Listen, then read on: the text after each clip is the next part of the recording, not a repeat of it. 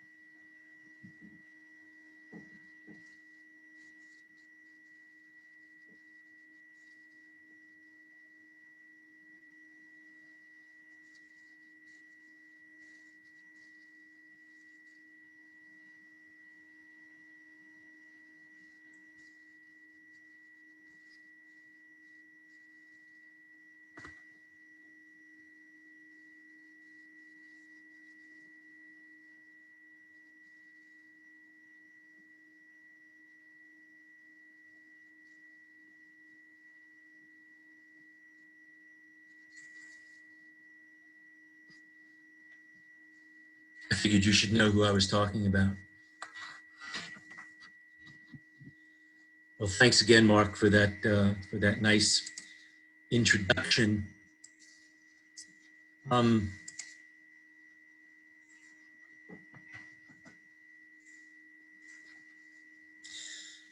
It's great to be here with all of you, so thank you for that. I see some old friends, people I haven't seen for a long time, and that's pretty wonderful.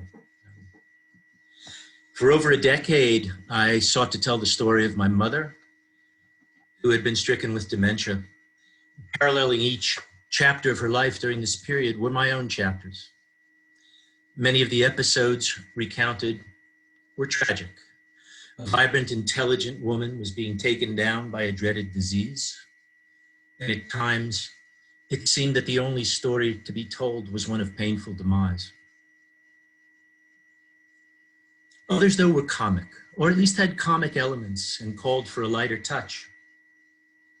Once my mother left us back in 2016 at age 93, it was time to draw together the various chapters of her life into a larger story.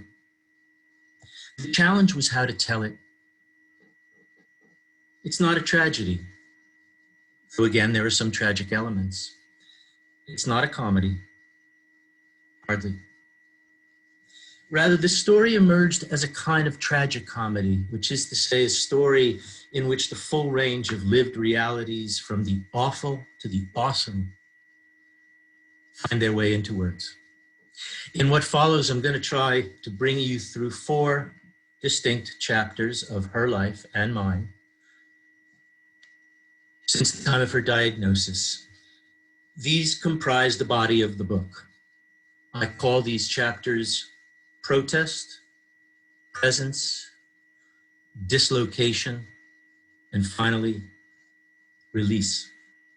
And rather than just discussing them, what I decided to do is read some passages from each of them. This, I think, or hope, will make the substance of the book and of my mother's life that much more vivid and real.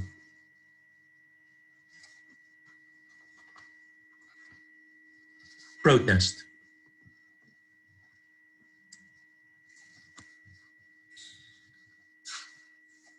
It was late fall 2004, and my mother had just moved into Tatnick Park, an assisted living residence here in Worcester. She complained, sometimes vehemently, about living there and about my brothers and I having put her there. Reasons abound. Foremost among them was the fact that she often had no idea at all why she was there, and she resented it immensely. Many of the people there annoyed her. A new woman moved in, and apparently every time she finished with dinner, she asked my mother where the bingo game was being played. She asks the same question over and over again, my mother said angrily. She's stupid.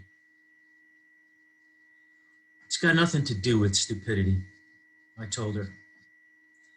It sounds like she's got some memory problems. And if truth be known, I added, as gently as I could, they're similar to yours. My mother is momentarily speechless, both knowing and not knowing at the same time. And then a couple of minutes later, she tells the same story again, displaying through her own repetition the exact same malady she has just condemned. I too am speechless. My mother was living in a kind of liminal or in-between psychic space. Despite her occasional recognition of her difficulties, she would either downplay them. She had actually spoken lightheartedly of having CRS, can't remember shit syndrome. Or she would remain vehement about her abilities. I know I can still drive just fine, she would say. I've always taken care of my own papers. I've never been late with a check. I sometimes question these abilities. Ma, there's a chance you'll get lost when you're driving. Your papers are in a state of chaos. And actually, you have been late with several checks. Her response was often swift and to the point. You're treating me like a child. Or, I'm not an imbecile. I sometimes found myself trying to explain that things were different now. That some of the things she used to be able to do very competently, she could no longer do. I want to get some kind of job, she announced once, maybe office work of the sort she'd done years ago. That really may not be the best job for you at this point, I told her. There are some things you can do just fine, but other things are harder for you now. Generally, though, it didn't sink in. It was difficult to determine whether this was a function of incomprehension or denial or both. As nice as it was, the very nature and ambience of Tatnick Park made things that much more fraught. Bus trips to get ice cream, bingo every night. Everybody goes upstairs to bed at 8 o'clock. Many of my mother's peers had walkers or wheelchairs and looked very old and fragile. She didn't look like them at all. She was youthful and moved briskly, still confident in her step. Consequently, these people and the activities they pursued sometimes annoyed and upset her.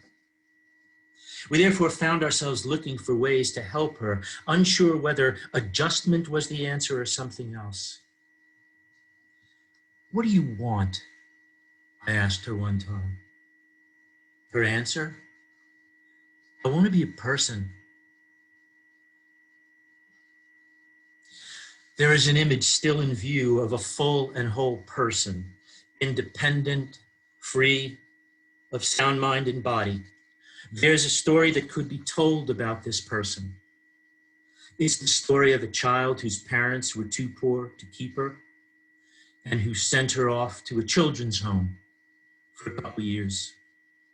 It's the story of a teenager, a bit shy, but the smartest in the class, of a young woman, competent and hardworking, going it alone while her husband was away in India during the war, of a middle-aged woman, prematurely widowed, who after years of being a homemaker had to go out into the work world once more, where she excelled, rising to the position of office manager in charge of lots of people and able to make the whole outfit run smoothly and efficiently.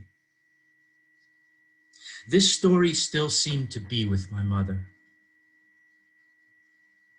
How dare anyone suggest that she could no longer balance a checkbook? She had balanced books for a living, and she was damn good at it. On one level, the continued presence of this story was surely a good thing. But it was also the source of much of her frustration and sorrow.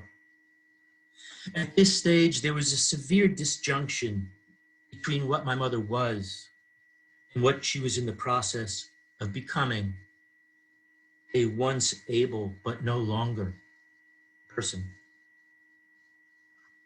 And she knew it.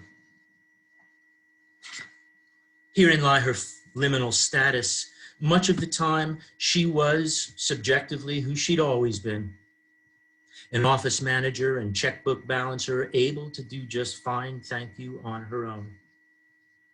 This felt sense of identity was sometimes profoundly interrupted, however, and much to her horror, the story she told herself about who and what she was would suddenly explode.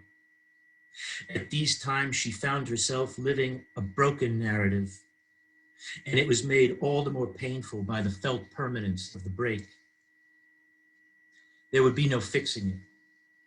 The disease was marching forward inexorably.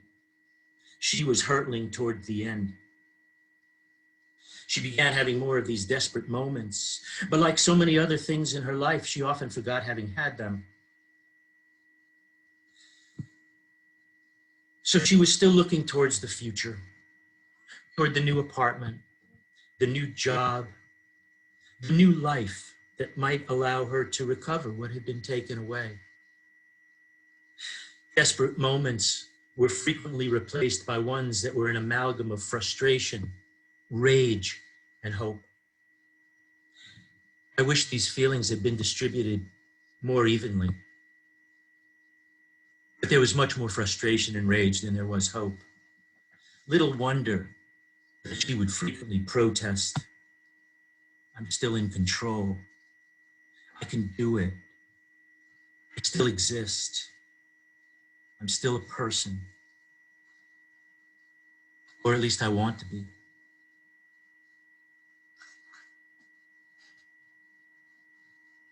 In a distinct sense, we become the selves we fashion through the imagination. My mother thus became the self that she had imagined through the events, the non-events, and the forgotten events of her life. She complained sometimes about feeling like nothing. This is no doubt because there was so much nothing in the past that she looked back upon daily when we asked her what she did and how it went. In addition to this felt nothingness, there would sometimes be hazy scenes comprising memories and fantasies and cultural scripts, past, present, and future, all interspersed with one another, a veritable mob of meanings. This hazy montage didn't resolve itself very well into a story worth telling, nor did it lead to the kind of self she remembered having been and still wanted to be. Some of this was likely a function of the biological process of memory loss as it's found in dementia. Short-term memory declines before long-term, and as a result, personal identity is less rooted in the near than in the distant past. This brings us closer to the heart of the existential problem at hand. There remained images, both real and imagined, of the vital, self-sufficient self my mother once was. These images were compelling enough to enter the present. In her own mind, there was a significant part of her that was that self still. At the same time, this vision of the self could not be confirmed or sustained by the day-to-day reality she lived. That reality, bound up as it was with the passing events of the day, was much more transient, much more evanescent. It seemed that there was nothing for her to grab hold of, or, to put it differently, all that could be gotten hold of was nothing. It was the juxtaposition of these two realities tied to the distant and near past, the self that was and the self that she had become, that had made things so difficult and had led to so much protest.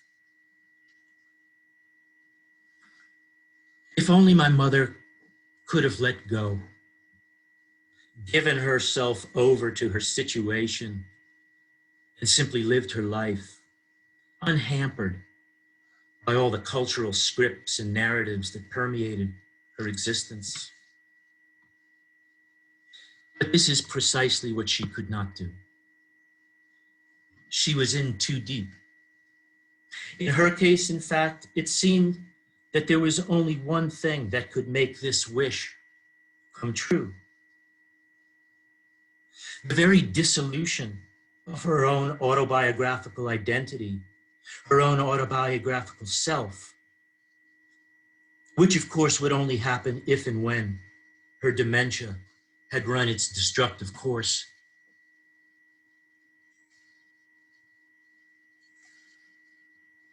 Sure enough, I began to see this happening, and it took the form of a correlation.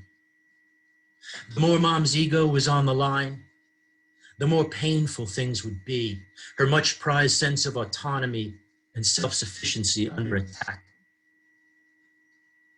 Conversely, the more her ego was quieted, for instance, listening to music, going for a fall drive, going out for a nice dinner, the more at home in the world she would be. It was around this time that I realized that as her dementia got worse, she would likely be less tortured and tormented by her life. And maybe with the continued loss of self, I had wondered, maybe she'd even be able to experience a kind of carefree oneness, an unself-conscious immersion into the world. This is what I came to call dementia's tragic promise. And so it was, at least for a while.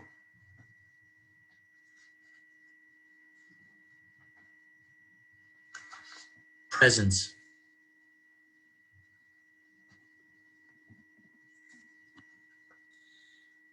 My mother always loved music, especially when it was played outdoors live on a nice summer evening. So for a time, Debbie, my wife, and I took her to as many concerts as we could. Mom would be utterly engaged when she was there, totally connected to the music, moving to it like no one else was around. Top it off with a glass or two of wine and some good food, and she was where she wanted to be. There were few moments in her life when she was happier, more at peace. Apparently, the story was much the same when she spent some days with her great-granddaughter, Sophie, pushing the baby in her stroller up and down a clean suburban street. She'd been freed of her burdens, if only temporarily. She had become divested of ego, of self. There was neither a broken narrative nor the stubbornly persistent one that provided so much fuel for her frustration. There was just music, just Sophie. Life had become worthwhile again.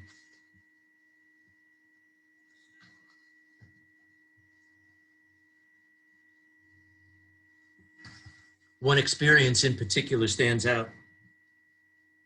It was one of those fall days in New England that demanded your attention. Mom and I decided to take a drive up a country road toward Mount Wachusett, which offers vistas of the lush valley below, the mountains of New Hampshire to the north, and on a crystal clear day, like that one, the Boston skyline. I turned the car stereo to a local classical station. Up we went, climbing the road to the mountain, music playing, the sky blue, the leaves beginning to turn, shaking loose, skittering across the road. She was transfixed. Beautiful, she said. It must be peak now. Such a pretty road. Beautiful, beautiful day. What a day. Spectacular day for a ride like this. What a spectacular, beautiful day. It wasn't actually peak yet, but no matter. For her, it was close enough. It's not easy to make sense of these kinds of utterances. There were times when words would simply spill out appropriately. Even later, after the disease had intensified, she often knew what to say, that is, what's generally said, in a given context. Reading, picking up, the sort of answers she would sometimes give when I asked her what she was doing. She was a good talker. I don't mean to suggest that she was lying. Indeed, she could no doubt comfort herself with the fact that in her mind she had indeed been reading and picking up. But it was sometimes difficult to know what her words actually meant. This was true of our ride together that beautiful fall day. At times, it was like playing a record that keeps on skipping. But there were other times too, when the kaleidoscope of colors before her, suffused no doubt with her own distant New England memories, washed upon her in ecstatic waves, giving her a measure of reprieve from the onslaught of days following one another in their sameness. Her repetition in these moments followed the movement of these waves, and each statement she made, even if exactly the same as the one uttered the minute before, was brand new. For a moment or two, and I assure you only for a moment or two, I envied her. That day, I really couldn't be there with the world like she was. I kept moving in and out between the welter of colors and this or that issue that had to be thought about, between the incredible vistas and my mother's fate. That day, for a few hours, she was happy, or something like it. I can't pretend to know exactly where she was, but wherever it was, it did seem to bring her a kind of oneness, a full immersion into the world, untouched by all the chattering stuff inside our heads that keeps us from being present to things. I was glad, privileged even, to share these moments with her, tragic though they ultimately were. There could still be joy, rapture of a sort I'd never really seen in her before. measured as she had been before dementia hit. But what she was able to experience at these times wasn't just a function of disinhibition, operative though it probably was. It was a function of truly undivided attention of a sort that most of us only seldom, if ever, experience. Whether wittingly or not, my mother had given herself over to the world at these moments, such that it could appear and reappear in all of its bounty and freshness and goodness. She was truly awestruck, and rather than taking pause and reflecting on the spectacle before her, she became awestruck once more, taken aback by what the world could be, by what the world is, if we could attend enough to truly encounter it. It could be that I'm romanticizing or overvaluing the events of that day. And other days when similar experiences arose, I actually referred to her in a piece I wrote at the time as the Buddha, living in the moment, utterly attentive to what is, immensely grateful for being there in the world's presence. This is a stretch, I know. She had hardly cultivated this way of being in the world. And the nature of her ecstatic response was undoubtedly of a substantially different kind than what we find among virtuosos like the Buddha.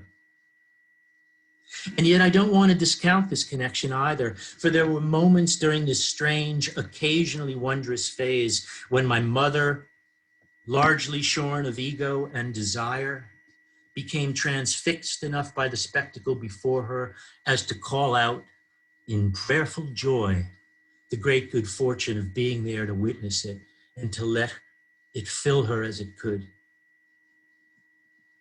Some of the repetition I witnessed that day was merely a function of the fact that she couldn't remember what she had said moments before. But it wasn't only that. There was a kind of redoubling at work too, an intensification, an underscoring of what she was seeing and feeling and being. This suggests that things can be revealed, even in the dreaded and dreadful depths of dementia, that are vitally significant and supremely real. What a gift it was to be with her in moments like these, unprecedented and unparalleled. How strange and tragic and beautiful.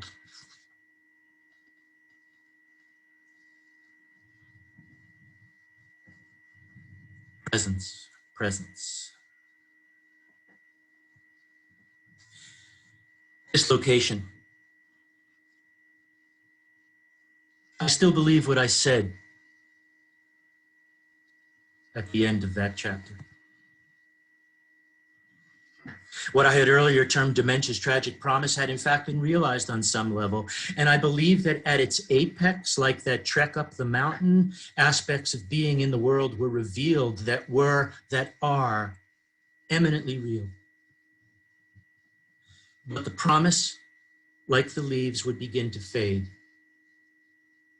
Later that fall, my mother was often agitated and even went on several rampages, as they were described by staff at Tatnick Park. The food was awful, and she let everyone around her in the dining room know it. She yelled at people for who knows what infraction, loudly and venomously enough that one of her very few friends, an older Jewish man whose wife was dying and who would kibitz with her in language colorfully sprinkled with the Yiddish they both knew and loved, scolded her for her rudeness and told her to act like a lady.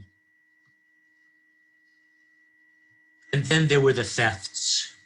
Her bangle, her wallet, her keys, her glasses, her ring, her watch. They were right on my dresser, Mark. I put them in the same place every night. When I'd find them tucked in a drawer in the folds of a sweater or underneath a tangle of socks and stockings, she was utterly mystified. How did they get there? Not for a split second did the idea cross her mind that she could have done it. It was literally inconceivable. As for why the ever-present they would take her beaten old watch but leave a new piece of jewelry behind. The reason was simple. They didn't have a blessed clue about what was of value and what was not.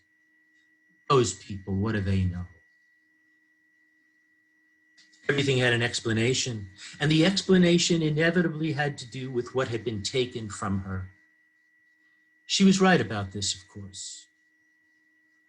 So much in her life, once full and present, had gone missing. Things stayed fairly calm for a while, but then the theft fantasies reemerged and the yelling and rage. A new medicine would take the edge off things, but it would also leave her more at sea. It was difficult to know what she did all day. She could still do some reading, but judging by the stack of books in her apartment, she didn't do much. So the pile grew. She did straighten up her apartment occasionally, but not often. And there were the sporadic crossword puzzles, partially finished, a group activity now and then, and when the spirit struck her, some small talk with her fellow residents. But there were also long spells of nothingness, times when she would just sit in a chair or lie in bed and just be. She began to wear the same clothes day in and day out. Her hair was often unkempt, straggly. She started to shuffle when she walked. Dosage would have to be recalibrated. We worked to find some middle ground between her paranoid rage and this dreadful void. But this was a new phase. At times, Mom would have no idea whatsoever where she was or who she was. For a while, this would happen upon her waking from a nap and finding everything around her unfamiliar and strange. It's hard to imagine what her world must have been like. Occasionally, I wake up in the middle of the night in a hotel room, for instance, and have no idea where I am or how I got there. After a few weird moments, I remember and go back to sleep. But this is exactly what my mother couldn't do. It wasn't like being in a new place. That can be interesting and exciting. Instead, she said, it was like being in another world. This began to happen more regularly and not just from post-nap confusion. In a distinct sense, where am I would become fused with, where am I? The result could be sheer panic. There was another result too. Mom needed to find me immediately, and she sometimes called, frantically trying to reach me. One night, with the help of one of the aides, she called in a panic and told me in a shaky voice that she was at Holy Cross. I doubt that, Ma. You're at home at Tatnick Park. She then asked the aide where she was. You're in your own apartment where you've been living, the aide assured her. Well, that's news to me. My voice calmed her down. You'll be okay, Ma, I said. This happens once in a while, but eventually things start to look familiar again. So just take it easy. I'll be over in a little while. These rescue efforts became quite a heavy responsibility. Not only did my family and I live close by and need to be on call, but my mother's very sense of location in a recognizable world had come to depend in part on me. I could help her return to the world and to herself, such as it was, at least for a while. One day I stopped by her apartment to say hello. Mom was sitting on a comfortable sofa by the fireplace. As I walked toward her, I could see that she was anxious and uncomfortable. It's a good thing you showed up when you did, she said. Why? I asked. She had absolutely no idea what she was doing there. Do I stay here? She asked. Yeah, you live here. You have for a couple of years. None of it was familiar. I don't know where I am, she said. I don't know who I am. This was a remarkable insight. For a brief moment, she was still able to reflect, to take her own confused experience as an object of thought. There's no connectedness, no narrative through line. She was truly in the moment, but without some semblance of a narrative self to condition and guide the moment, there can only be a kind of perpetual onslaught of presence, devoid of pastness and futurity alike, and thereby essentially deprived of meaning, deprived of reality. She seemed to know this.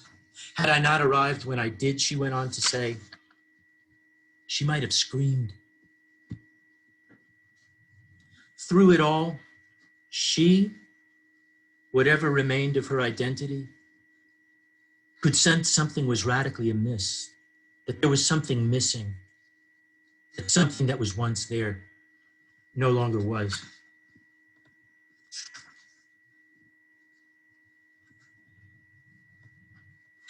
Another day, I got a call from the main desk. Mom was very confused and wanted to speak to someone who knew her.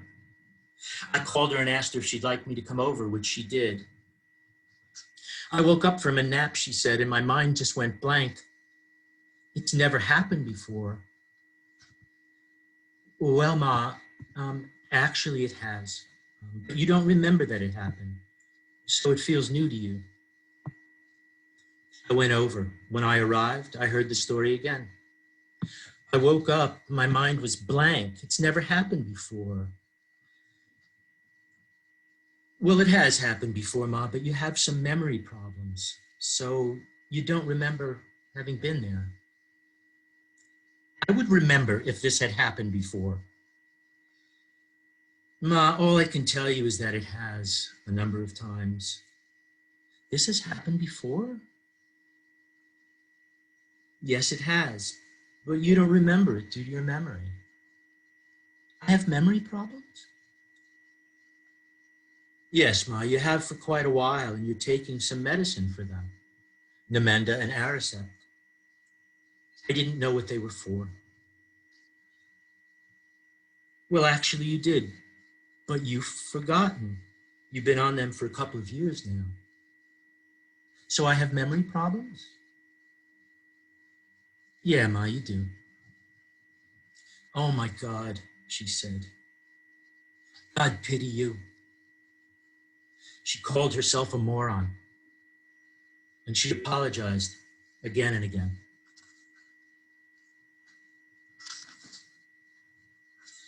New Year's Day 2009 seemed to mark a significant shift in Mom's way of being. I called her late in the afternoon to see how she was feeling, and she immediately told a story about having woken up after 5. I've lost big chunks of my memory, she said. I've lost big chunks of my life. How long have I lived here, she asked. I answered, 3 years?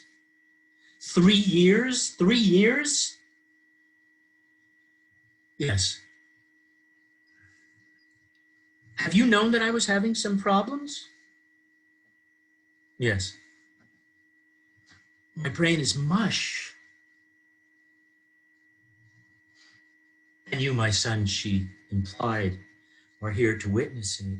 Quote, what you must feel like when you leave to see your poor mother like this. All of this was familiar on one level. Nearly every line she uttered had been uttered before, but there would eventually be a kind of spaciousness to her awareness, as Debbie put it at the time, one that suggested a new relationship to her situation. She was relatively devoid, it seemed, of deep feeling at this juncture. She didn't cry, which she sometimes did at times like this in the past. It was more cognitive. It also didn't seem particularly personal. It was more of a generic awareness of human loss, human demise, the fate of people. She wondered yet again what was going on. She was perplexed and badly needed an update. Well, Ma, there's really nothing new happening, I told her. You've known about all this before. I've known about this? Yeah, we've spoken about it lots and lots of times. Oh my God. Oh my God. This time the lament seemed different. It wasn't panicky like it had been. It was almost as if there was a sense of resignation in a, so this is what it's come to sort of way. There was also an element of mourning, though it wasn't quite clear of what. There was fear too. I received a voicemail message later in the month. Okay, Mark, if you could please call me, I'd appreciate it, honey, because I'm bewildered and I'm in a fog. So if you could do that, I would appreciate it. Thank you.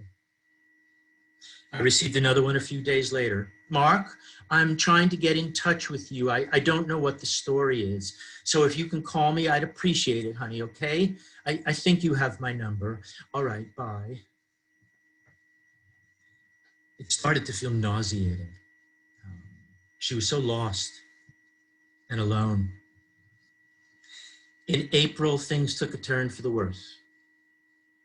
Some rough times, I wrote in my notes. Mom had absolutely no memory of anything having to do with where she was living. A torrent of words spilled forth. Horrifying, terrifying, my oh my, absolutely nothing. Her memories of people were fading too. Do you remember Dad? I asked. Vaguely. He's been gone for some time now. He died when he was very young then? What about Rocky? Do you remember him? I remember the name. So do I know my children and my grandchildren? Children, yes. The grandchildren were more iffy. They have to be listed. What about their ages? I told her the ages of our kids. Look at all the pleasures I could have had, she said, if I were alive and functioning. Oh my God. Oh my God. Those are my words this time, not hers.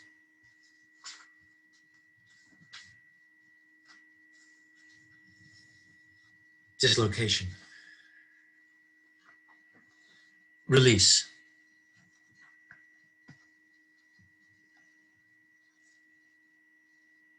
My mother never knew she had been moved to a nursing home. And to the best of my knowledge, she was never disturbed by her new surroundings, institutional though they were. I guess this is a good thing.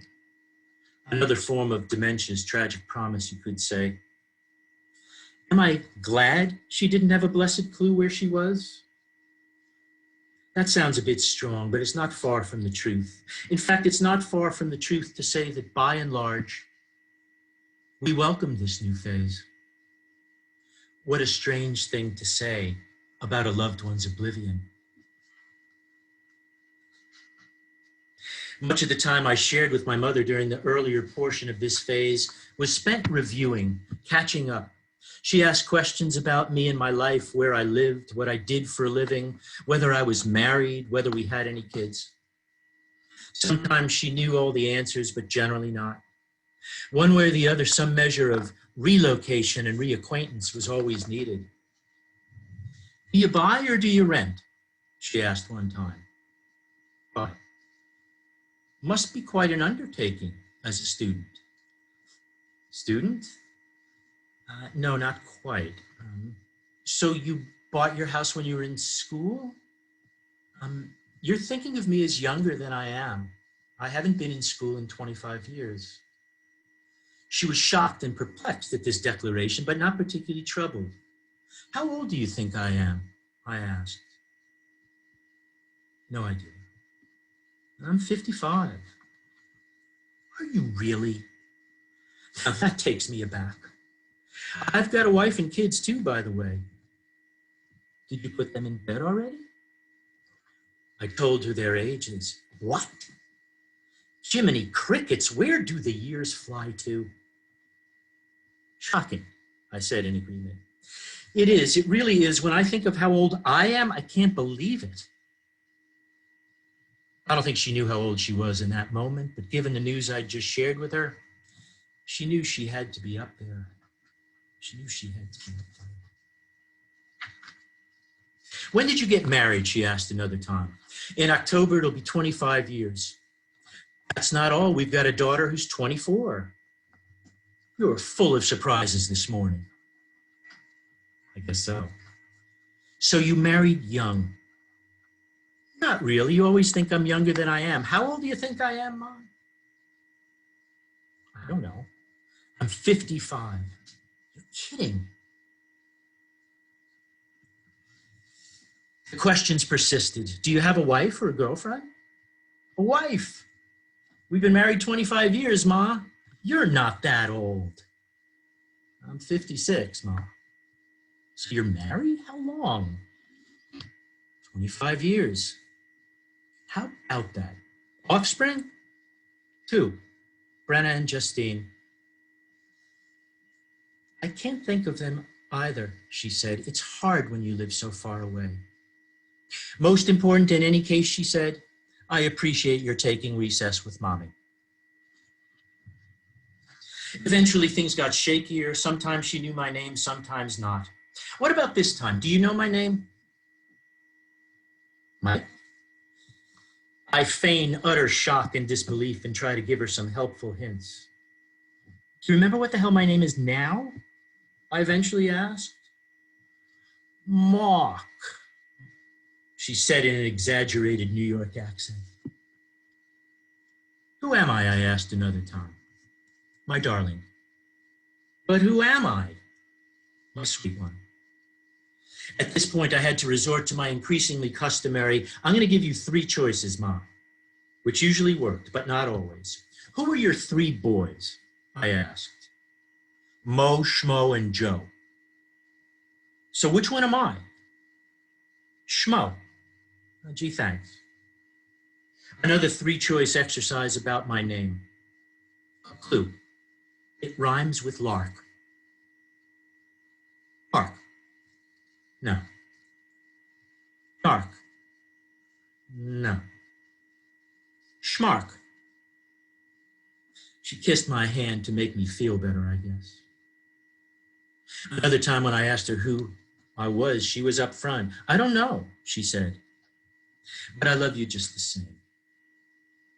This not knowing and knowing would persist in the days ahead. I suppose I should have been troubled by it. I'd often heard of that terrible time when those with dementia stop recognizing their loved ones. But given Mom's demeanor, I just didn't find it that disturbing.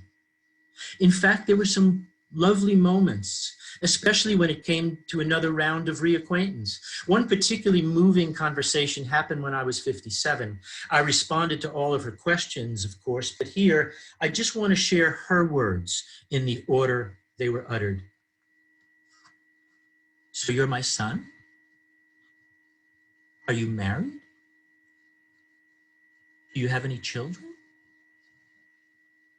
And what is your name? So do you like me as a mother? So how long have I been your mother? That's a long time not to know you, she said, when I told her it's been 57 years. Wow, she added, look at all the time I've missed with you. So do you call me Ma? So when did I get to know you? So are you nice? So do I look at you with love? After she received all the answers and knew the lay of the land, she could only conclude, I love being your mom. I love being your son, I said in response.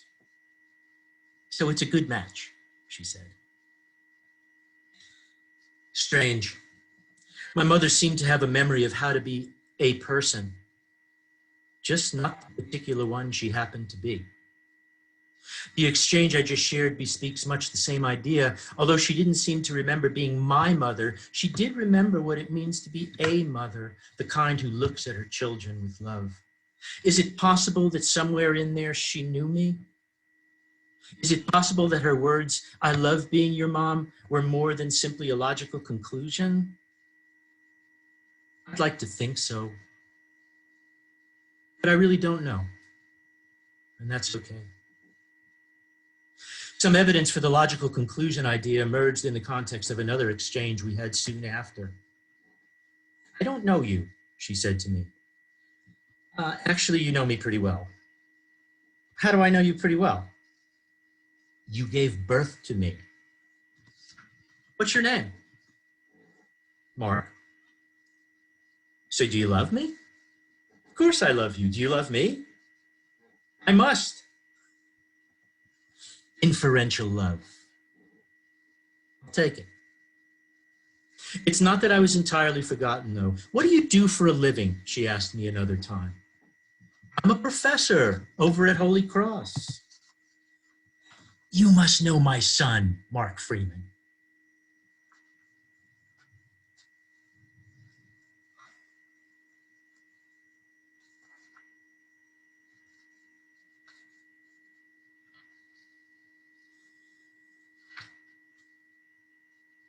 One more small passage. I'm cutting back a little bit. These things always take a little more time than we imagine, even if we rehearse. We took a lot of wheelchair excursions through the parking lot through the years. Nice to take a stroll with you, she said one time. It's a treat rather than a treatment. Amazing sentence. We might go fast, I warned her one time. Fast, she said, but not half-assed. Half share will travel, she yelled out another day. How did you find me? She'd sometimes ask when I arrived at her place. I always find you, Mom. Should we take a little spin? When I arrived for a visit, we'd go to her room, or if it was a nice day, we'd go outside, take a wheel through the parking lot, or sit by a nice little garden and try to catch up as best we could. On the good days, she'd cry out, "Wee!" like a little kid as we strolled along. Mom had gone from not wanting to be treated like a child to feeling like she was one to acting like one. It's kind of wonderful in a way, isn't it? There was a lot she could no longer do, but she could still play. She still wanted to play sometimes. Going over to Mom's now, I might have said. Playtime. Other times, especially in the later years, she often just wanted to sit outside near the flowers. There was pleasure when she felt the sun hit her face. She'd let out a little moan of gratitude or something like it, and then she'd just be. I did the same, or at least I tried. I got pretty good at it, actually. Initially, I'd get a little antsy, feel like I had to do something, go back to work, go home to take care of this or that, whatever. Life's so busy, it's hard to let it all go. But I learned to do that. I learned to cherish it too. The opportunity to sit outside with Mom on a beautiful day, doing nothing at all except being together, maybe holding her hand. What a gift. Strange to think that it's one neither of us would have received if she had remained healthy and whole. Some of what I'm addressing here is reminiscent of ideas we explored earlier. For instance, in my mother's ecstatic response to that fall drive. What she experienced that day, among many others, came to her unannounced and unbidden. It too was a gift for her. I, on the other hand, certainly enjoyed the day, but could only go so far in my appreciation. There had been too much mental chatter and clutter, too much self to be released in the way that she was. In a way, you'll recall I had said, I envied her. Now was different, very different, both for her and for me. For her, there would no longer be ecstatic rhapsodizing over the beauty and bounty of the world, but rather a state of quiet repose. As for me, there was no longer envy, but an equally quiet state of being with and an appreciation of and for the moment. I'd sometimes look over at her as she felt the breeze, eyes closed, face lit up by the sunshine. For her, this wasn't really enjoyment or happiness. Nor was it mindfulness. No, it seemed more like a kind of mindlessness, a state of purely sensuous, unintentional surrender.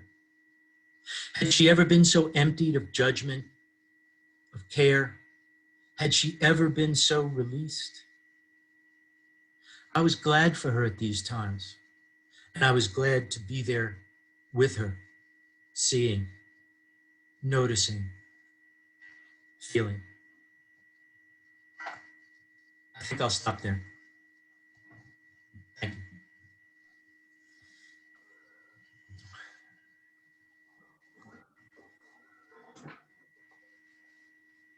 You know, one of the things that I often say is that hearing an author talk about their work brings that work to life in a way that is different from our own individual reading.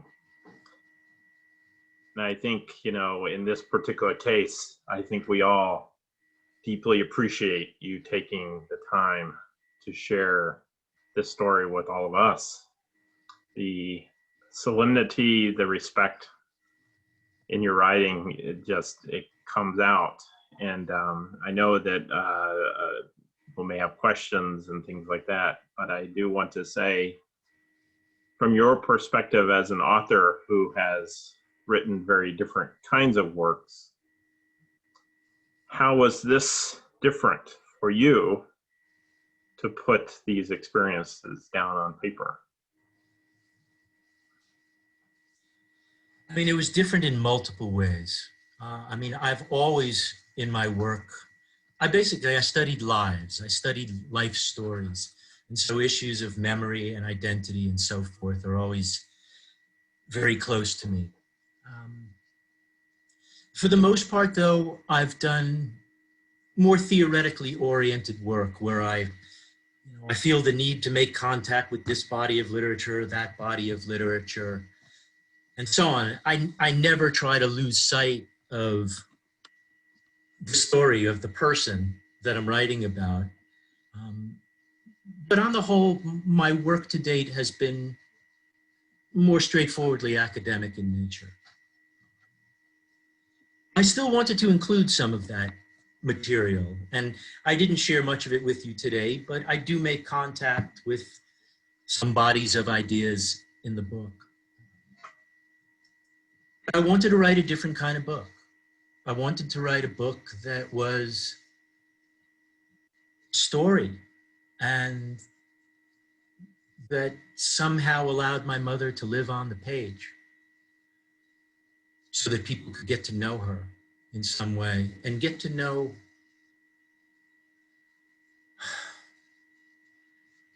get to know the story of a life in all of its multidimensionality, again, from the awful to the awesome. In some ways, the words mattered more to me in this book than they have in other books. I mean, words always matter, don't get me wrong. But for me, this book felt more like an act of writing. You know, the last book I did before this, I wouldn't have read chapters to you. It wouldn't have been appropriate. But for this book, it seemed appropriate. And so it's also a book that I've inhabited more than any other. When I read the words to you today, I was in them. And I feel like I was in them in a different way than I'd been with previous projects.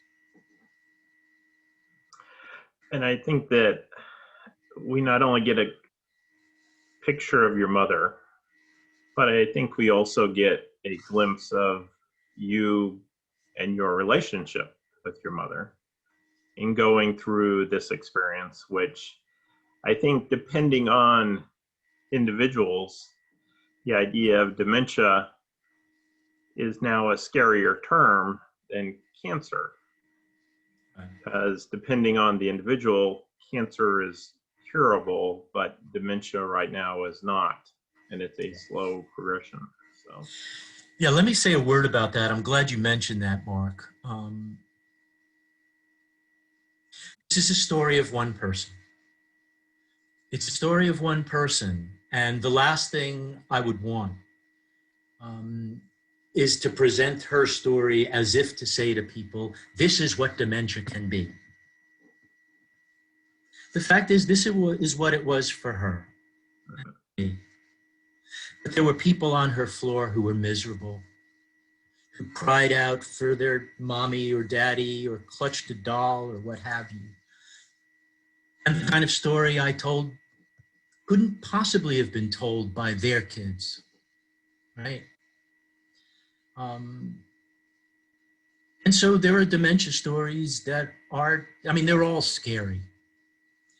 But there are in some ways as many dementias as there are people out there. As many dementias as there are people out there. And it's really important to know that.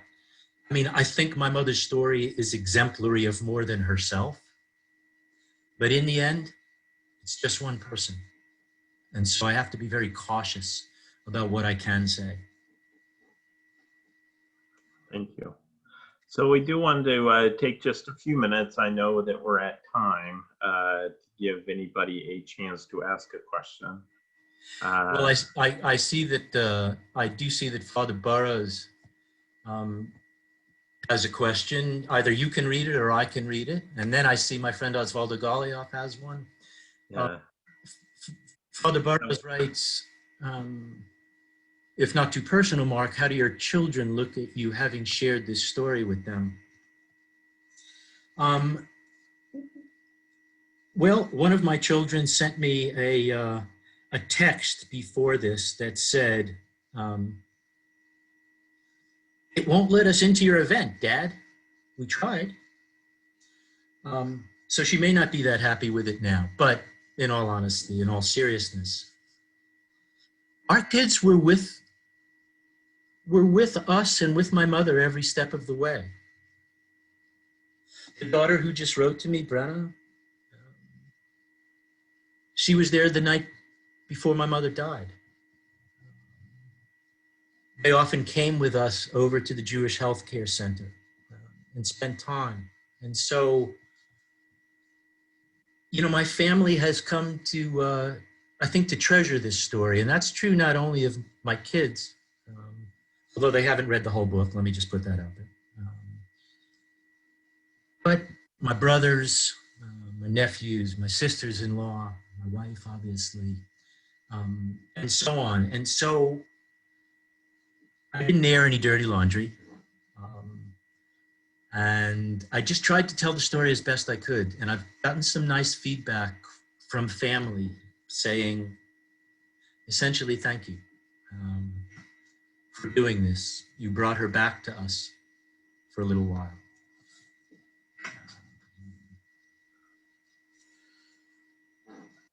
Osvaldo Golioff writes, oh no, that's Dan. Oh, no questions. Great to you here, Osvaldo. Yeah. Dan Bitran says, thank you. You've brought me to think about my parents in a way not before. I characterize this not as a tragic comedy, but as a tragic comedy, and that's a single word. And a tragic comedy is a story basically that interweaves basically tragic and redemptive dimensions. Almost gave the subtitle of the book, Dementia as Tragic Comedy. And I shared that with a friend, and she said, I don't know that you want to call it that. When I hear the word tragic comedy, I hear the word comedy. And knowing what you've written, yes, there are a couple light moments, but this is no comedy. And she's right, it is no comedy. It is, in literature, it's often called a tragic comedy. So I decided not to give that as the subtitle.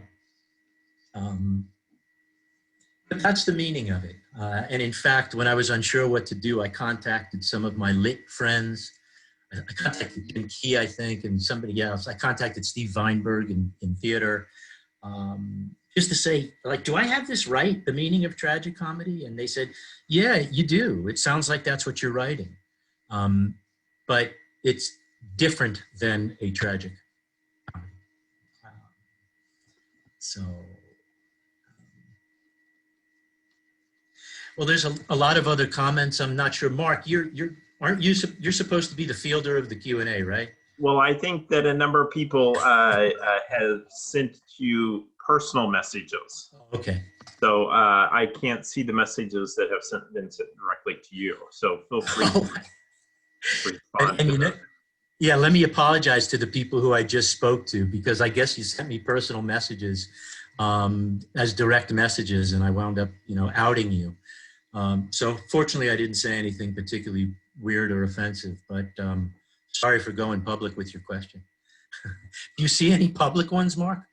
No, just comments. Alicia does indicate, and she indicates that that this was beautiful. And for those of us who have our own loved ones suffering from dementia, some of the stages you recounted were familiar. You told the story so beautifully, though, so it was nice to hear it described that way. How do you feel after the book was completed? Did it help with healing?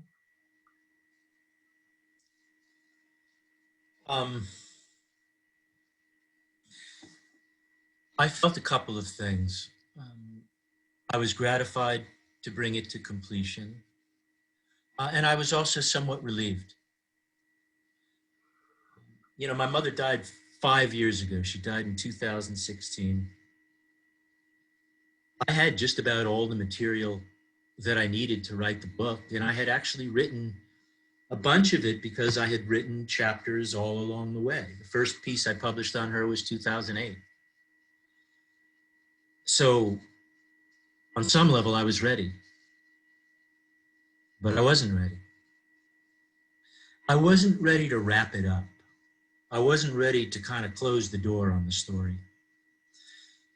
And so I had to wait for a while. I had to wait and let that story mature in a way, I guess.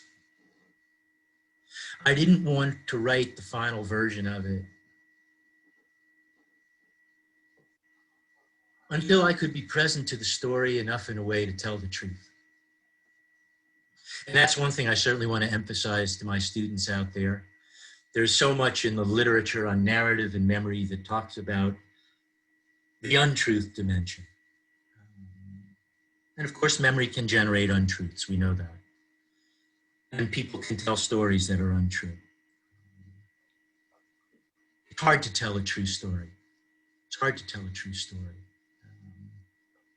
And it's extra hard when it's somebody you care for, you love, who you've lost. So the writing was hard, and sometimes I abandoned it.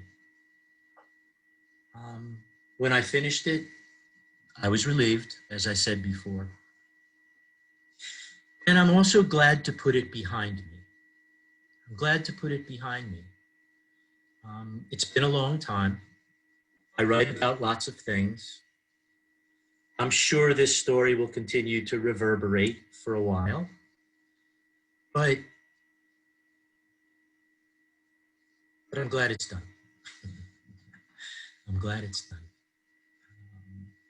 And I think that, in science, there is frequently an attempt to disconnect from what you study, not to personalize it at times.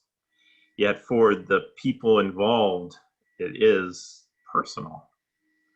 And recognizing that personalization that happens with people who are involved in anything. So, so I think it's Lynn Kremer says, thank you for sharing your work.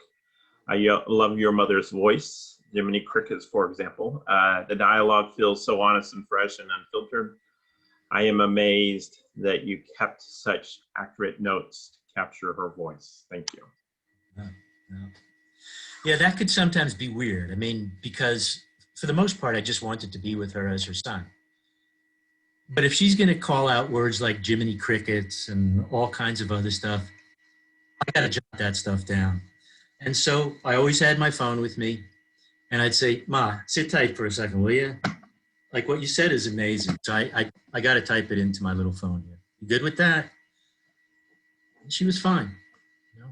So yeah, I have a lot of material. I did not utter her words in this book unless they were virtually identical to the ones she spoke. If I was unsure, I didn't put them in quotation marks. Like I gave an indication that I wasn't sure what the wording was, but yeah, I'm glad to have preserved her words. Are there any final questions? I know different people take something from this particular talk very differently. Yeah. Are you asking me or asking them? No, asking them, because Okay.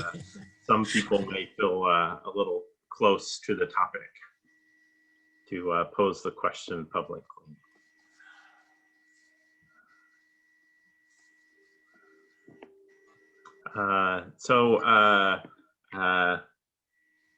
Griffin Goditis, if I pronounce your last name correctly, I apologize if I didn't. I love hearing your story. I felt as though I were experiencing everything as you did it. And I am very thankful for hearing your work. I have this question: why do you think we tell stories? You mentioned the struggle between telling a true story versus telling a false story. Yeah. Well, nice to see you, Griffin. It's been a while since I've seen you. I'm not going to get into the true story, false story thing. I think that'll take us far afield. I know it's something that you're passionate about, so we should talk again about that at some point. Why do people write stories? Why write this story?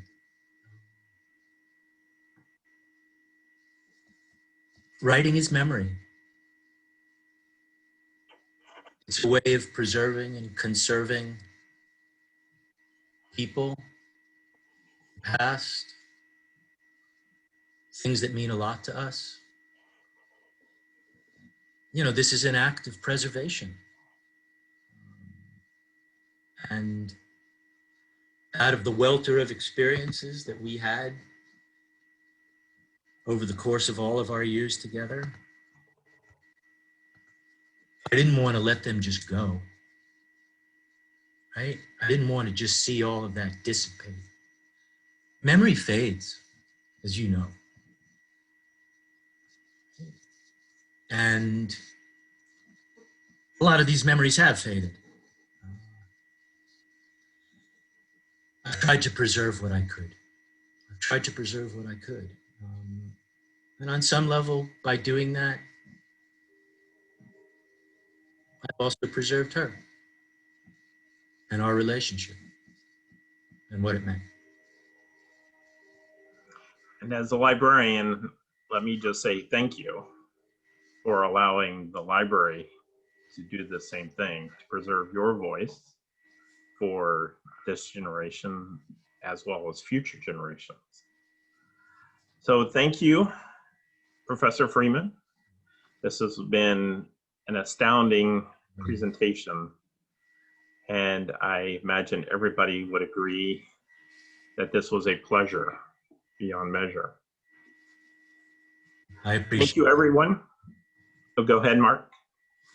No, thank you for those kind words, and thank you all for being here. It really means a lot to see all of you here and to share the story with you. So thank you, everybody, for coming to today's Author on the Hill talk. I am not sure if we have another one scheduled for this semester, but I do know on April 20th, Paolo Parisi is going to talk about his graphic novel. I encourage you to look for the information on that and participate as well. Thank you, everyone, and do have a pleasant evening.